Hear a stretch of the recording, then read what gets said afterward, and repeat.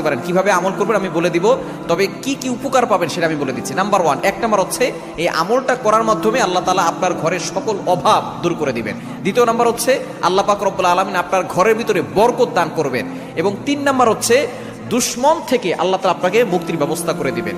এবং 4 নাম্বার হচ্ছে আপনার জানমাল নিরাপত্তার ব্যবস্থা করবেন আল্লাহ তাআলা। এবং 5 নাম্বার হচ্ছে হাউজে কাউসারের পানি আল্লাহ তাআলা আপনাকে দান করবেন।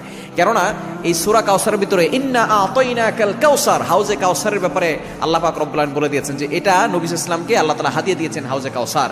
একমাত্র আমাদের নবীজি সাল্লাল্লাহু আলাইহি ওয়াসাল্লাম তার উম্মতদেরকে হাউজে কাউসারের পানি পান করাবেন, যা সাদা হচ্ছে দুধের থেকেও বেশি সাদা এবং মধুর থেকেও বেশি মিষ্টি। একবার যে পান করবে 500 বছর ধরে তার কোনো পানি তৃষ্ণা লাগবে না। এটা আপনি কিভাবে আমল করবেন? এই আমলটা হচ্ছে আপনি প্রথমে ওযু করে আপনি 3 বার দুরূদ শরীফ পড়বেন।